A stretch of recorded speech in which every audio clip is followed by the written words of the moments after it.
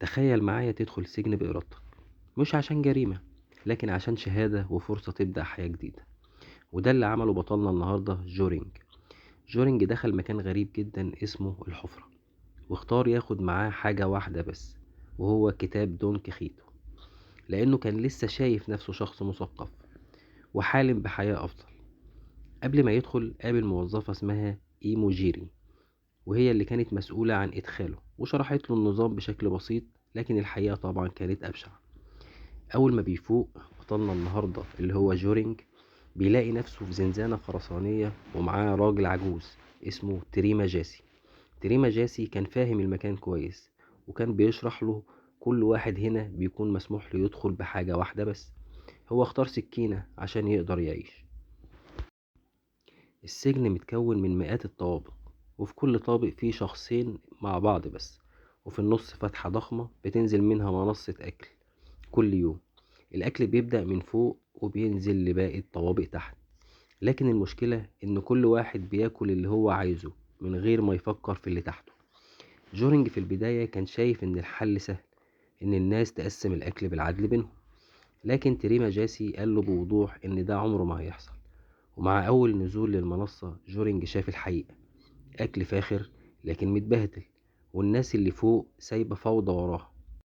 برغم كده حاول إن هو يتمسك بمبادئه، لكن النظام نفسه كان ضد أي محاولة للعدل، لأن لو حد حاول يخبي أكل المكان بيولع نار أو يتجمد لحد ما يرميه.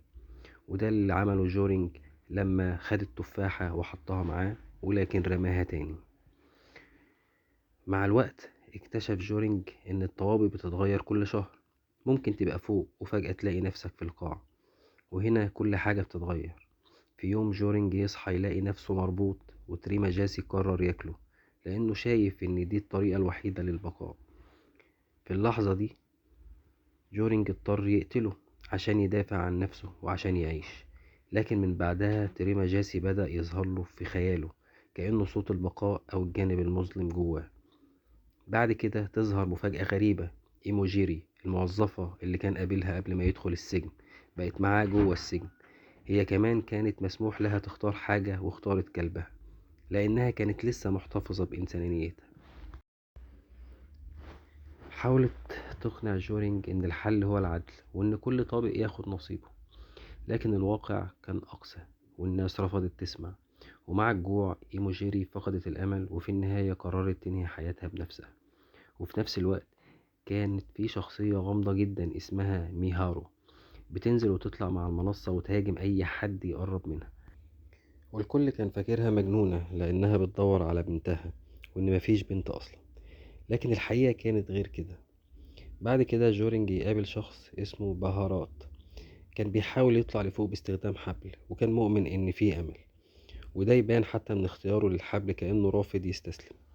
لكن لما فشل هو وجورينج قرروا يعملوا حاجة مجنونة: ينزلوا مع المنصة ويفرضوا توزيع الأكل بالقوة. رحلة النزول كانت جحيم، كل طابق مليان ناس جعانة مستعدة تعمل أي حاجة عشان تعيش. ويضطروا يضربوا ويهددوا وأحيانا يقتلوا عشان يحققوا شوية عدل. لكن كل ما ينزلوا أكتر الحقيقة تبان أوضح: المشكلة مش بس في النظام لكن في البشر نفسهم. وفي آخر الرحلة بيموت بهارات، ويكمل جورينج لوحده لحد ما يوصل لأسفل مستوى تقريبا، وهناك بيلاقي طفلة صغيرة. وده كان مستحيل، لأن الإدارة قالت إن مفيش أطفال. ساعتها جورينج يفهم إن الطفلة دي هي الرسالة، مش الأكل مش النظام، لكن دليل إن في كذب وإن الحقيقة مستخبية.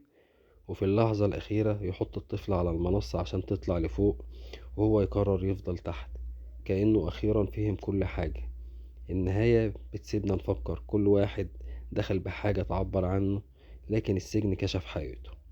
جورينج دخل بكتاب وخرج بفكرة التضحية، إنما تريما جاسي دخل بسكينة ومات بنفس الفكرة. إيموجيري دخلت بإنسانيتها ومقدرتش تعيش بيها. بهارات دخل بالأمل ومات وهو بيحاول. والطفلة كانت الحقيقة اللي محدش كان شايفها. وبكده نكون وصلنا لنهاية فيلمنا. أتمنى يكون عجبكم.